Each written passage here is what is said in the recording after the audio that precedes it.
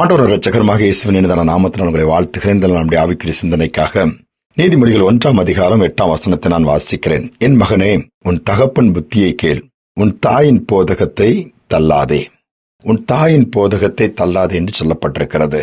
இப்ப தாய் பிள்ளையோடு அதிக நேரம் செலவழிக்கிறபடினால் அது கற்றுக் கொடுக்கிற காரியங்களை பிள்ளைகள் கற்றுக்கொள்ளும். அதுதான் பின்பு வெளிப்படும். பழைய ஏற்பாட்டு நாட்களிலே பார்வோன் ஆண்டு கொண்ட காலம். இஸ்ரவேல் ஜனங்கள் எகிப்தில் அடிமைப்பட்டிருக்கிறார்கள். அப்பொழுது எபிரேய ஆண் குழந்தைகள் எல்லாம் கொல்லப்பட வேண்டும் என்று சொல்லி சட்டம் இருந்தது.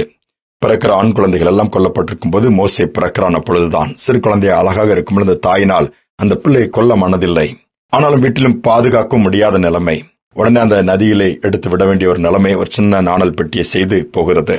அப்பொழுது பார்வோனின் குமாரத்துடைய கையில் அந்த குழந்தை கிடைக்கிறது. கண்டுபிடித்து விட்டால் இது எபிரேய குழந்தை என்பது.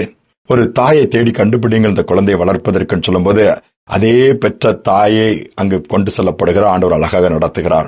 அந்த பிள்ளையை எனக்கென்று வளர்த்து கொடு என்று சொல்லி பார்வோனின் குமாரத்தை சொல்கிறார். ஆனால் அந்த தாயோ தன் பிள்ளையை கர்த்தருக்கென்று வளர்க்கிறார். அந்த பிள்ளையை அழகான காரியங்களை கற்றுக் கொடுத்து ஆண்டவருக்கென்று வளர்த்து விடுகிறாள். அரண்மனையிலே வளர்ந்த பிறகு போகிறது. 40 ஆண்டுகள் மோசே அரண்மனையில் தான் இருக்கிறார். ஆனால் கற்றுக்கொண்டதை மறக்கவே இல்லை. அவர் அநித்தியமான சந்தோஷத்திலே நாட்டம் இல்லாதபடி தேவனுடைய பிள்ளைகளோடு கூட துன்பத்தை அனுபவிக்க ஆயத்தமாகிவிட்டார். அதோடு மட்டுமல்ல, இனி வரும் பலன் மேல் நோக்கமா இருக்கிறாரே. இதெல்லாம் நிரந்தரமானது அல்ல, நிரந்தரமற்றது. கானான் தேசத்துக்கு நேராய் தன்னுடைய ஜனங்களை அழைத்துச் செல்வதற்கு அந்த பெரிய தரிசனத்தை கர்த்தர் கொடுத்து நடத்த ஆரம்பிக்கிறார். யோசித்து பாருங்கள், தாயுடைய பங்கு அதில் மிகவும் அதிகமாக இருக்கிறது. அதான் சொல்லுவோம், தாயின் போதகத்தை தள்ளாதே. தாமஸ் ஆல்வா எடிசன் சின்ன பையனா இருக்கும் ஸ்கூல்ல சேர்த்திருக்கிறாங்க.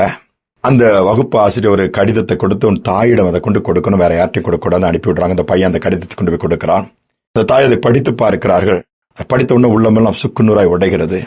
தன்னுடைய மகனை அருகில் கூப்பிட்டு, மகனே, ஒரு கடிதம் உங்க டீச்சர் கொடுத்து விட்டு இருக்கிறாங்க, என்னன்னு கேட்கும்போது, அறிவு அதிகமா இருக்கும் உனக்கு, மற்ற எல்லாரையும் காட்டிலும் ரொம்ப பிரில்லியண்டா இருக்கிறாயா, ஆனால் அந்த ஸ்கூல் உனக்கு ஏற்ற ஸ்கூலாக இல்ல, உன்னுடைய நாலேஜ் தக்க அங்க டீச் பண்ணக்கூடிய டீச்சர்ஸ் கூட இல்ல, அதனால நம்ம வேற ஏதாவது யோசிக்கலாம்னு சொல்லிட்டு அதை கொடுத்தா நீங்க ஏதாவது முடிவு பண்ணுங்க, உங்க பிள்ளை நல்லா போய் இது பண்ணலாம் அப்படின்னு சொல்லி கொடுத்துருக்காங்கன்னு சொல்லிட்டாங்களாம். இந்த பையனும் பெருசா எடுத்துக்கலாம். அதனால அந்த தாய் அதுல இருந்து புத்தகங்களை வாங்கி படித்து இந்த பையனுக்கு நல்லா டீச் பண்ண ஆரம்பிச்சாங்களாம். நல்லா டீச் பண்ணி ஆரம்பிச்சு வளர்த்து ஆளாக்கிட்டாங்க.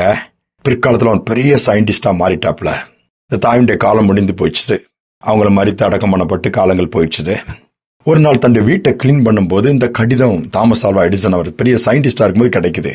இது நம்ம சின்ன கிளாஸ்ல படிக்கும் போது மிஸ் கொடுத்தது தானே, அம்மா கொண்டு கொடுத்தது என்ன இருக்குன்னு அதை எடுத்து அந்த கவரை பிரிச்சு படித்து பார்த்தா அந்த வார்த்தைகள் தாமஸ் ஆல்வா எடிசனை அடிச்சிருச்சுதான், ஒரு வழியா நொறுக்கிடுச்சு தான். என்ன எழுதியிருந்தான், உங்க பையன் மனநலம் குண்டின பையன், மூளை வளர்ச்சி இல்லை, அவனை ஒண்ணுமே பண்ண முடியாது, அவன் யூஸ்லெஸ், தயவு செய்து நாளையிலிருந்து பள்ளிக்கு அனுப்பக்கூடாது, இதுதான் சொல்லி எழுதியிருந்ததான்.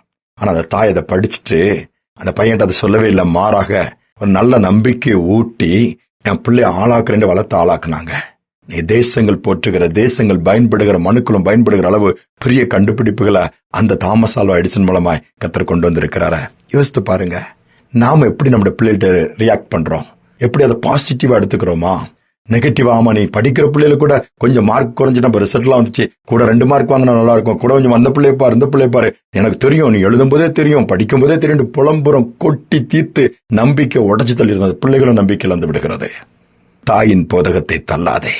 நீ தாயின் போதகத்தை தள்ளுகிற பிள்ளைகளும் இருக்குது. இன்னைக்கு நாம எப்படி இருக்கிறோம்? நம்முடைய பிள்ளைகளை உருவாக்குறவர்களா இருக்கிறோமா, அல்ல பிள்ளைகளுடைய தரிசனத்தை, எதிர்காலத்தை உடைக்கிறவர்களா இருக்கிறோமா? கொஞ்சம் யோசித்து பார்ப்போம். ஜெபிப்போம். அன்பின் தகப்பனே, இந்த நாளிலும் கூட எங்களை தாழ்த்தி ஒப்புக் கொடுக்கிறோம். எவ்வளவு அழகா மோசே அந்த தாய் வளர்த்து ஆளாக்கி உம்முடைய ராஜ்யத்துக்குரிய திட்டத்தை நிறைவேற்றுவதற்கு பயன்படுத்தப்பட்டாங்கப்பா.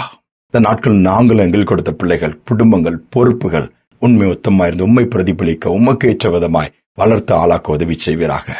பிள்ளைகள் நிமித்தமா நம்பிக்கை இழந்த பெற்றோர்கள் இருக்கலாம், ஒருவேளை சரியான ஸ்கூல் கிடைக்காம இருக்கலாம், சரியான எதிர்காலம் அமையாமல் இருக்கலாம், சரியான வாழ்க்கை அமையாம இருக்கலாம், தோற்று போயிருக்கலாம். ஆனால் அதை பார்த்து பெற்றோர்கள் துவண்டு விடாம, சோர்ந்து விடாதபடி தைரியம் கொடுத்து தங்களுடைய பிள்ளைகளை ஆளாக்க முடியும், கர்த்தருடைய பலத்தினால் நான் செய்வேன்னு சொல்லி எழுந்து காரியத்தை நடப்பிக்க உதவி செய்யும்.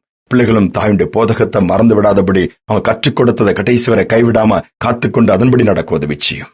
தாழ்த்தி ஒப்புக் கொடுக்கிறேன். அந்த கிருபை எல்லாருக்கும் உண்டாகட்டும். இயேசுவின் நாமத்தில் பிதாவே, ஆமேன், ஆமேன்.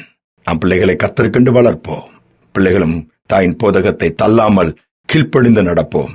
காரியங்கள் முழுவதும் நன்மையை மாறும். சிந்தனையோடு நாளை தொடர்வோம். மீண்டும் நாளை தினம் சந்திப்போம்.